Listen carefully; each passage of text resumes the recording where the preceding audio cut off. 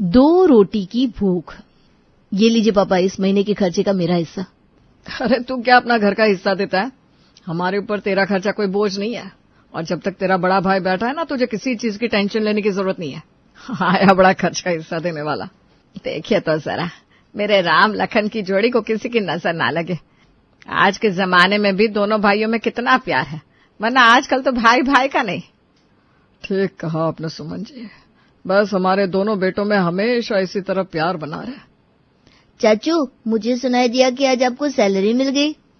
हाँ भाई, बिल्कुल ठीक सुनाई दिया। तो चाचू, आपको ये तो याद होगा, आपने मुझे और बिट्टू और सोनम को कहा था कि सैलरी मिलते ही हम लोगों को पार्टी के लिए लेकर जाओगे और घुमाकर भी लाओगे। तो चलो, कल संडे है, सुबह जल्दी रेडी हो जाना, तुम्हें एडवेंचर पार्क लेकर जाऊंगा, वहां पूरा दिन खूब मस्ती करना। शर्मा जी के दोनों बेटों में बड़ा ही प्यार था। अनिल अपने छोटे भाई वरुण को अपना भाई नहीं बल्कि बेटा ही मानता था, और वहीं वरुण भी अपने भैया के तीनों बच्चों को अपने बच्चों की तरह प्यार करता था। लेकिन अब हो गई है वरुण की शादी, और अक्सर शादियों के बाद काफी चीजें बदल जाती हैं, और शायद ऐसा ही कुछ शर्मा परिवार में भी होने वाला है। चलिए देखते हैं। अब हुआ हमारा परिवार पूरा। छोटी बहू, हमारे पूरे घर में बहुत प्यार है, और तुम भी बड़ी बहू के साथ मिलकर उस प्यार को बरकरार रखना। बस हमारा घर हमेशा जुड़ा रहे। जी माँ जी। अच्छा प्रीति, तुम मेरे साथ चलो, आज तुम्हारी पहली रसोई की रस्म है ना, तो मैं तुम्हारी मदद कर देती हूँ। शादी के बाद कुछ टाइम तो रस्मों और रिश्तेदारों में ही निकल गया, लेकिन जब शादी को कुछ महीने बीत गए तो घर में असली खेल शुरू हुआ। अरे दूध का बिल भी आ गया, लाइए दीजिए पैसे। कितना बिल है? 6,000। ये क्या 6,000? ये तो बहुत ज्यादा है। आप घर में नए नए सदस्य जुड़ेंगे तो खर्चा भी तो बढ़ेगा ना। और मुझे ना आपकी एक बात समझ में नहीं आती, कब तक वरुण को बच्चा समझते रहोगे आप? उसे भी बोलो ना घर में आधा खर्चा दे।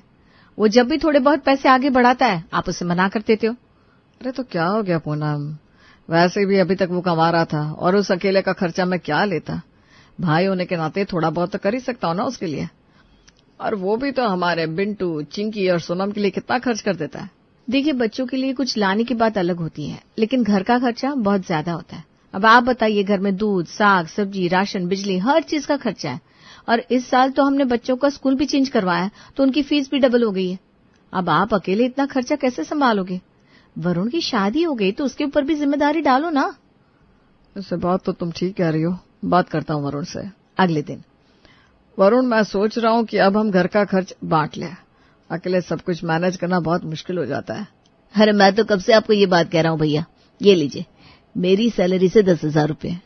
देवर जी, कभी आपने घर का खर्चा नहीं चलाया ना, इसलिए चीजों के बारे में आपको कुछ पता नहीं है। अरे इन 10,000 में तो दूध और साग सब्जी भी पूरी नहीं आएगी। इसमें हमें ही और दुगुने पैसे मिलाने पड़ेंगे, या शायद उससे भी ज्यादा।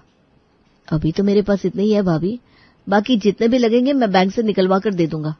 अरे कोई बात नहीं बेटा, तूने इतने दे दिए वही बहुत है। बहुत कैसे मम्मी जी? इससे पहले कि पूनम आगे कुछ बोलती, अनिल उसका हाथ पकड़कर उसे बोलने से रोक देता है। वरुण अपने कमरे में जाता है। अरे आ गए आप? अच्छा, मुझे ना आज नई साड़ी खरीदनी है, मुझे 2,000 दीजिए ना। अभी तो मेरे पास पैसे नहीं है प्रीति, मैं एटीएम से पैसे निकलवा कर लाया था, लेकिन खर्चे के लिए घर पर देने पड़े। मैं तुम्हें ऑनलाइन ट्रांसफर कर देता हूँ। ठीक है। कुछ दिन बाद घर पर बिजली का बिल आता है। बाप रे बाप, देखिए तो जरा, पूरे 10,000 का बिल आया है बिजली का। महारानी जी पूरा दिन अपने कमरे में एसी चलाकर बैठी रहती है। बोलो वरुण को, आधा बिल वो भरेगा। हाँ बोलता हूँ, वैसे भी इतना बिल भरने के लिए मेरी जेब में तो पैसे है नहीं। अनिल हॉल में जाकर वरुण को आवाज लगाता है। वरुण और प्रीति कमरे से निकलकर बाहर आते हैं। जी बोलिए भैया, क्या हुआ? कुछ काम था क्या? आज बिजली का बिल आया है, तुम बिल के आधे पैसे दे दो। ठीक है भैया। कितना बिल आया? 10,000। 5 तुम दे दो, 5 मैं दे देता हूँ। ठीक है भैया, मैं शाम को आपके अकाउंट में ट्रांसफर कर दूंगा।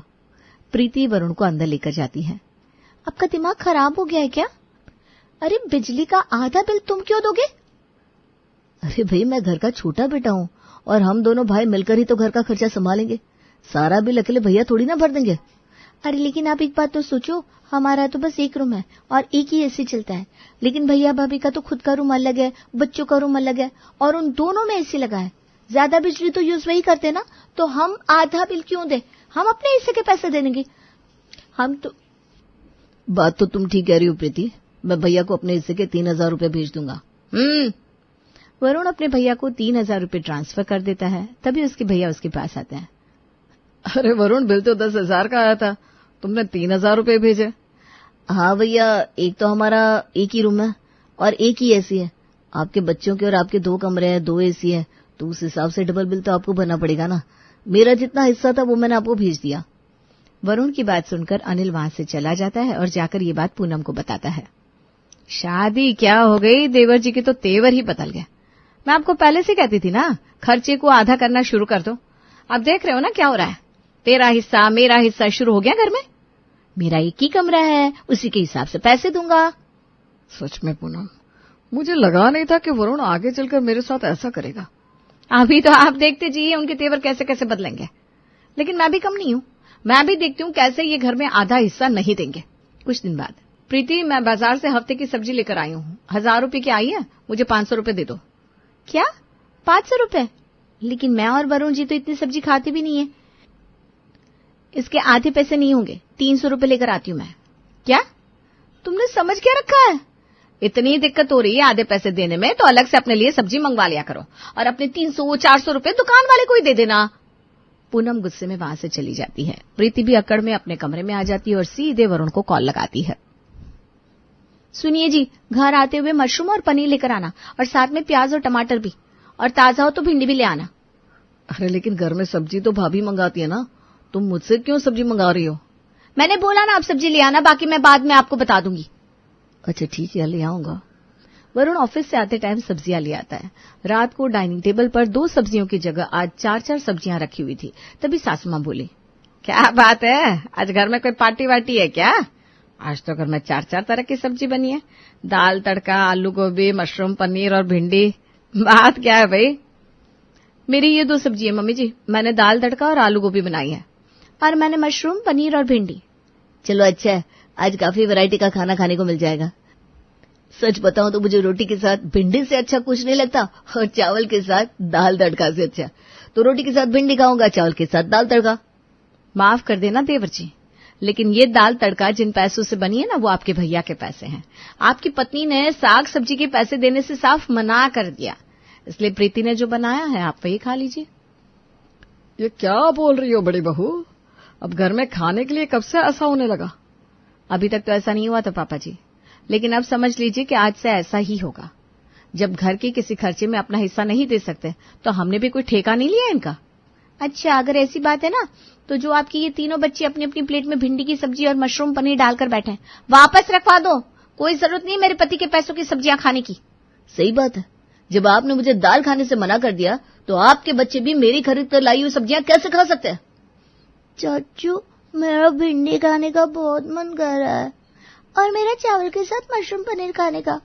तो बेटा अपनी मम्मी को बोलो, तुम्हारे लिए बना देगी। हाँ हाँ ठीक है, बना दूंगी। मेरे बच्चों को भी कोई शौक नहीं है ये खाने का। रख दो बच्चों, इनका खाना वापस रखो। धीरे धीरे घर में छोटी छोटी बातों पर लड़ाई अब कुछ ज्यादा ही बढ़ रही थी। तभी कुछ दिन बाद, अरे यार, आज ऑफिस में बॉस ने सर में दर्द कर दिया, मेरे लिए थोड़ी अदरक वाली चाय बनाकर ला दो ना। अच्छा ठीक है, आप बैठो, मैं लेकर आती हूँ। प्रीति किचन में जाती है, लेकिन देखती है दूध तो खत्म हो गया है। अरे यार, हमारे पतीले का दूध तो खत्म हो गया। कोई बात नहीं, दूसरे पतीले से ले लेती हूँ, कल वापस कर दूंगी। प्रीति पतीले से दूध निकाल रही थी कि पूनम किचन में आ जाती है। ओ महारानी, किससे पूछकर तुमने ये दूध लिया? बस 1 कप ही लिया है दीदी, दूध खत्म हो गया था और इनके लिए चाय बनानी थी, लेकिन सुबह जैसे ही दूध आएगा ना मैं वापस कर दूंगी। जब सुबह तुम लोगों का दूध आएगा ना तब चाय बना लेना। ये दूध बच्चों के लिए रखा, चलो रखो वापस पतीले में। पूनम प्रीति से दूध का कप वापस ले लेती है। उसकी इस बात पर प्रीति को बड़ा गुस्सा आता है और वो गुस्से में वहां से चली जाती है। तभी कुछ दिन बाद उनके घर पूनम की बहन उनसे मिलने आती है। मम्मी, हमारे कमरे का एसी खराब हो गया, इतनी गर्मी में पढ़ाई भी नहीं हो रही, हम थोड़ी देर आपके कमरे में बैठकर पढ़ ले। बेटा, लेकिन मेरे कमरे में तो तुम्हारी मौसी जी सो रही है ना, और वंश भी छोटा है तो तुम्हारी आवाज से उठ जाएगा। तो कहाँ पढ़े, कल हमारा टेस्ट भी है। एक काम करो, तुम थोड़ी देर अपने चाचा के कमरे में जाकर पढ़ लो, शाम तक तुम लोगों का एसी भी तुम्हारे पापा ठीक करवा देंगे। प्रीति छत पर कपड़े धो रही थी, तभी तीनों बच्चे वरुण के कमरे में पढ़ने आ जाते हैं। वरुण भी तभी ऑफिस से आ जाता है। तुम तीनों यहाँ पर मेरे कमरे में क्या कर रहे हो भाई, और ये एसी क्यों चलाया हुआ है तुम तीनों ने? चाचू हमारे कमरे का एसी खराब हो गया था और मम्मी पापा के कमरे में मौसी और छोटा बेबी सो रहा है। कल हमारा टेस्ट है ना, तो हम यहाँ पढ़ने के लिए आ गए। सब समझ रहा हूँ मैं। पक्का तुम्हारे मम्मी पापा ने तुम्हें यहाँ पर आकर पढ़ने को बोला होगा ताकि खुद की बिजली खर्च ना हो और मेरा बिजली का बिल डबल हो जाए। कोई जरूरत नहीं है यहाँ पर बैठकर पढ़ने की। तुम्हारा एसी खराब हो गया है ना, तो कहीं भी जाकर पढ़ो, लेकिन मेरे कमरे में नहीं। लेकिन चाचू। बोला ना नहीं। अरे क्या कर रहा है वरुण तू? माना कि तुम दोनों भाइयों की आजकल आपस में नहीं बन रही, लेकिन बच्चों के साथ बात करने का भला ये क्या तरीका हुआ? मम्मी आप तो रहने दो, मुझे पता है क्या सही है और क्या गलत है। अब कब तक बैठे रहोगे यहाँ? बोला ना तुम्हें, जाओ यहाँ से। वरुण बच्चों को डांट कर भगा देता है। जैसे ही ये बात बच्चे अपनी माँ को बताते हैं, शाम को अनिल के घर आते ही पूनम उसके सामने बरस पड़ती है। अभी तक तो मैं फिर भी इस बात को अपने मन में दबाए हुई थी, लेकिन अब नहीं, अब तो घर का बंटवारा हो ही जाए। अरे थोड़ी देर के लिए बच्चों को कमरे में पढ़ने के लिए क्या भेज दिया? इससे मेरे बच्चों को 4 बातें सुना दी। इस लड़ाई को हमेशा के लिए खत्म कर दो। ले लो अपना हिस्सा और हो जाओ अलग। सचमुच ये तो वरुण ने हद ही कर दी। मैं आज के आज ही पापा से बंटवारे की बात करता हूँ। अरुण जैसे ही अपने पापा से बंटवारे की बात करने जाता है कि वरुण, प्रीति और बाकी सब भी वहां पर आ जाते हैं। अरे कैसा बंटवारा भाई? कोई बंटवारा नहीं होगा यहाँ पर। नहीं पापा, अगर भैया की बंटवारे की इच्छा है तो बंटवारा कर ही दीजिए। जब उन्हें हर चीज में आधा आधा करना ही है तो फिर जमीन जायदाद भी आधी आधी कर दीजिए। मैं अपना आधा हिस्सा लेकर खुशी से रह लूंगा। अरे कौन सा आधा हिस्सा? जब तुमने घर के खर्चे में आधा आधा करने से मना कर दिया था, तो बंटवारे के टाइम आधी आधी जमीन कहां से तुम्हारे नाम हो जाएगी? 3 बच्चे हैं हमारे और उसी हिसाब से ज्यादा जमीन हमें मिलेगी। पहले ही कह देती हूँ पापा जी, 60% से कम प्रॉपर्टी नहीं लूंगी मैं। 60%? और कौन से 60%? दोनों बेटों में बराबर का हिस्सा होगा और आपके चाहे जितने भी बच्चे हो, इससे हमें क्या लेना देना? अपने बच्चों के लिए जो भी खरीदना है खुद खरीदो। हाँ पापा, हिस्सा तो मैं आधा ही लूंगा। आधे हिस्से से ज्यादा जमीन का एक टुकड़ा भी किसी को लेने नहीं दूंगा। देखता हूँ कैसे नहीं लेने देगा। मेरे साथ मेरे बच्चों का भी हिस्सा है। अभी तक तो मैं 60% लेने वाला था, लेकिन अब तो इससे भी ज्यादा लूंगा। अब तो तू देखता जा। बस बहुत हो गया तुम दोनों का। बंटवारा ही करना है ना तुम्हें? ठीक है, बंटवारा मैं करूंगा और अपने हिसाब से करूंगा, ना कि किसी को ज्यादा और ना किसी को कम। कल ही वकील के पास जाऊंगा। सत्तू जी की बात सुनकर सब शांत हो जाते हैं। अगले दिन सत्तू जी वकील के पास जाकर बंटवारे की बात करके आते हैं। दोनों के हिस्से की जमीन दोनों के नाम पर हो जाएगी। अब इसका चाहे तुम जो मर्जी करना, साथ रहना, अलग रहना, तुम्हारी मर्जी। अब शांत हो जाइए जी, कुछ भी कहने का कोई फायदा नहीं है। खाना खा लीजिए। आज सब बिल्कुल शांत बैठकर खाना खा रहे थे। तभी सत्तू जी वरुण की प्लेट से उसकी सारी रोटियां उठा लेते हैं और अपने बड़े बेटे अनिल की प्लेट में रख देते हैं। अरे ये आप क्या कर रहे हैं पापा? वरुण के हिस्से की रोटी मेरी प्लेट में क्यों रख रहे हैं? अच्छा, तो मतलब तुझे इस चीज की समझ है। तो फिर अपने भाई का हिस्सा छीनने के लिए कैसे बोल रहा था तू कि मैं तो 70% से नीचे लूंगा ही नहीं, उसमें से तो तुझे जमीन का उठाने भी नहीं दूंगा। तब भी तू यही कह रहा था ना। एक रोटी उठाकर तेरी प्लेट में रख दी तो तुझे लग रहा है कि उसका हिस्सा तुझे दे दिया, गलत किया। पर तू भी तो यही कर रहा है, उसकी थाली का हिस्सा अपनी थाली में ही तो रखना चाहता है। ठीक कहा पापा आपने। हाँ मैंने ठीक कहा, लेकिन तुझे क्या लगता है ये सिर्फ तेरे भाई की गलती है? जो इन्होंने तेरे साथ किया वही तो तूने भी किया। अरे यहाँ तक कि तूने तो बच्चों तक का भी लिहाज नहीं किया। बच्चे थोड़ी देर के लिए तेरे कमरे में बैठने क्या गए, तूने उन्हें भगा दिया। पैसा, हिस्सा, यही सब चाहिए था ना, लो मिल गया। पहले बच्चे तेरे घर में आने के बाद चाचा चाचा कहते थकते नहीं थे, लेकिन आज तुझे देखते ही उनका चेहरा उतर जाता है। अरे तुझसे बात करना चाहे बिना तो भी नहीं कर सकते।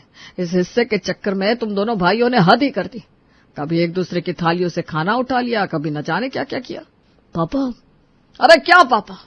दोनों को घर का खर्चा मिलकर संभालना था ना, तो बैठकर समझदारी से बात भी तो कर सकते थे। लेकिन नहीं, तुम्हें तो बस मन में यह हो गया, मैं इतना हिस्सा क्यों दूं, मैं इतना हिस्सा क्यों छोड़ूं। अरे इंसान को 2 रोटी की भूख होती है, लेकिन फिर भी न जाने उसे कितना कुछ चाहिए होता है, और इस कितने कुछ के पीछे वो अपने सारे रिश्ते गंवा देता है। जैसे अब तुम दोनों भाइयों का रिश्ता हो गया है। इस हिस्से के चक्कर में तुम दोनों ने अपना ये रिश्ता हमेशा के लिए खो दिया।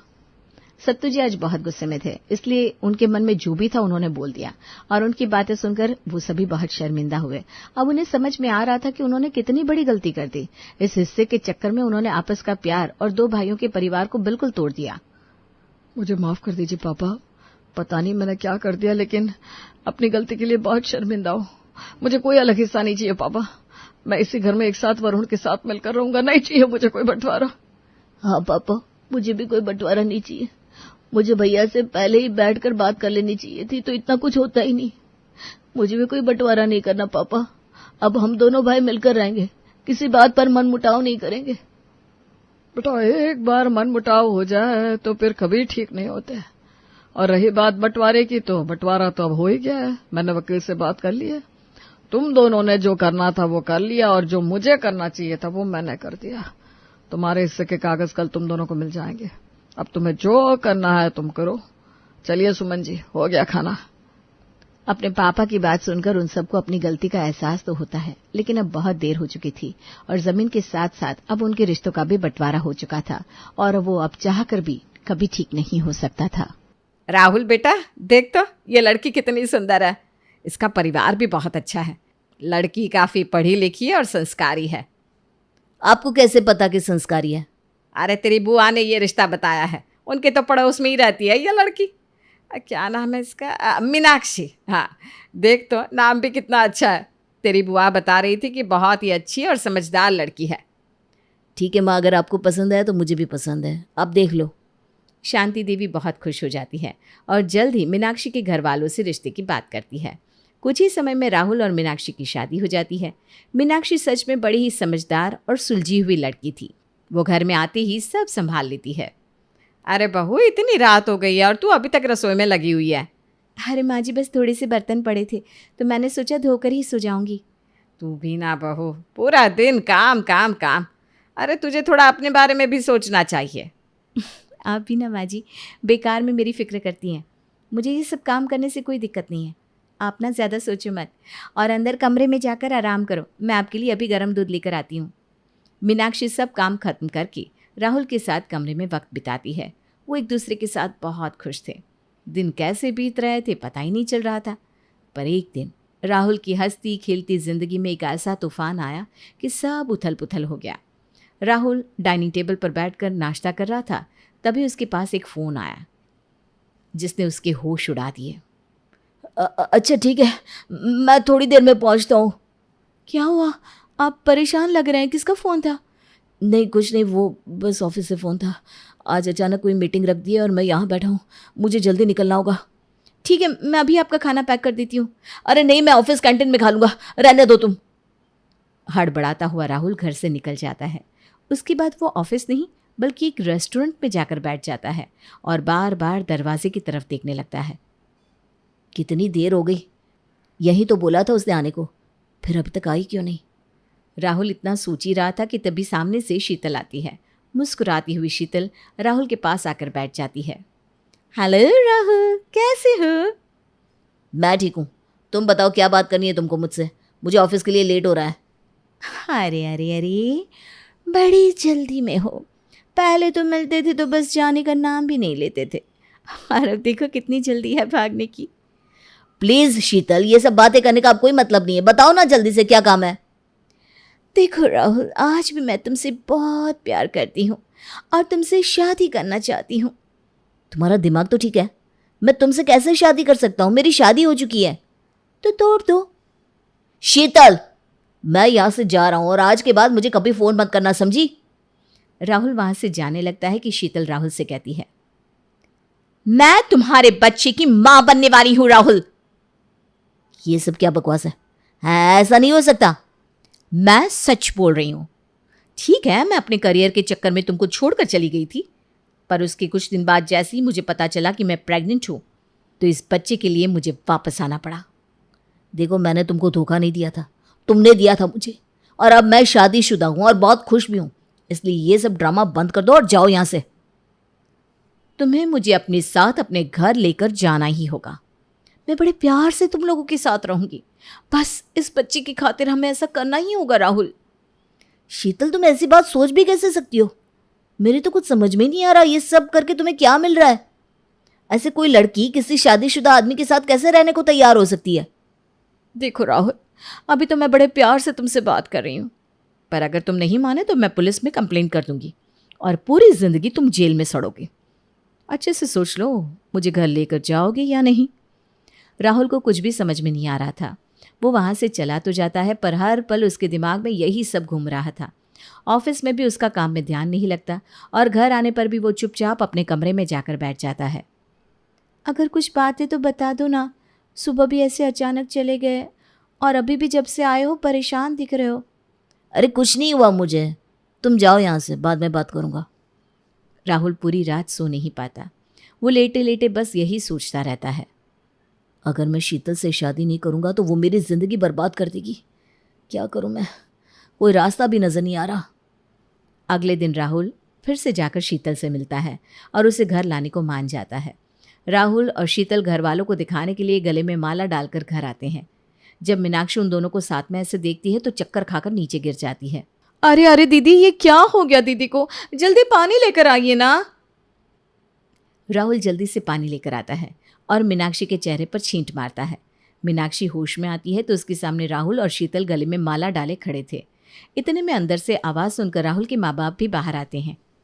राहुल, क्या है ये सब? ये लड़की कौन है? अरे माँ जी, चलो ना माँ जी और बाबूजी का आशीर्वाद लेते हैं। शीतल जाकर राहुल की माँ के पैर छूती है, पर वो दूर हट जाती है और चिल्लाकर राहुल से पूछती है, क्या है ये सब राहुल? कुछ पूछ रही हूँ मैं। माँ, वो मैं... अरे माँ जी, ये तो 2 दिन लगा देंगे बताने में। मैं आपको बताती हूँ।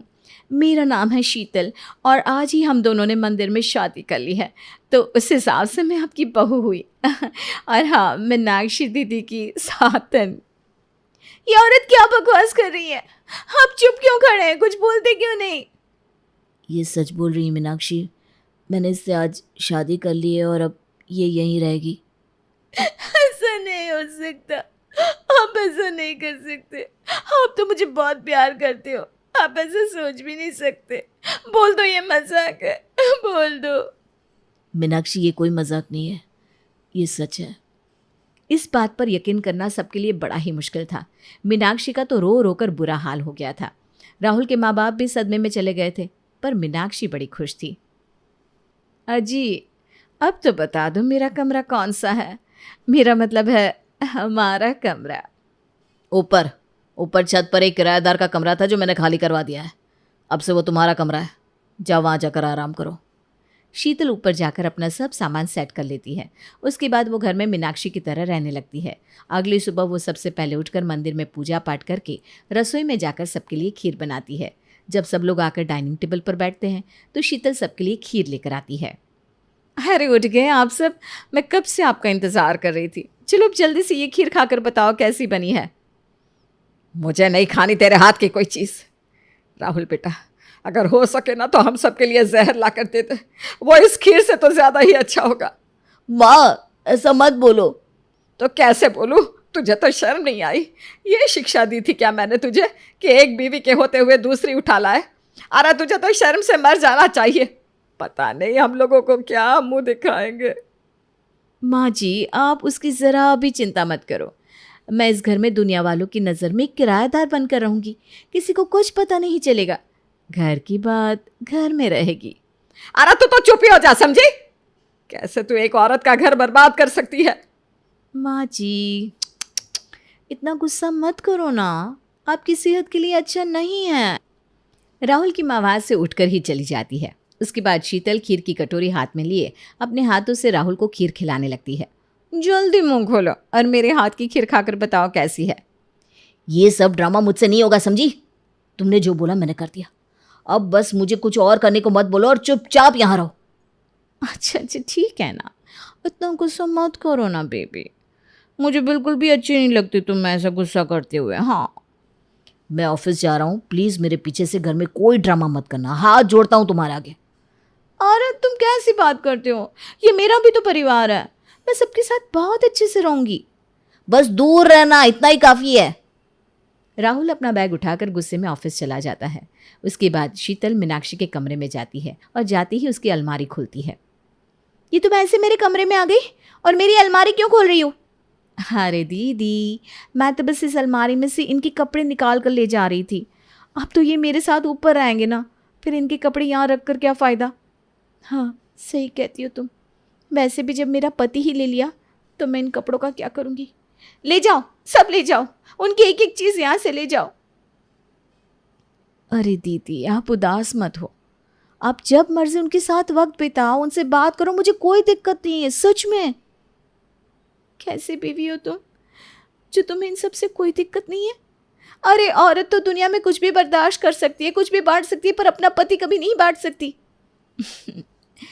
दीदी, मैं इतनी भी बुरी नहीं हूं जितना आप मुझे समझते हो।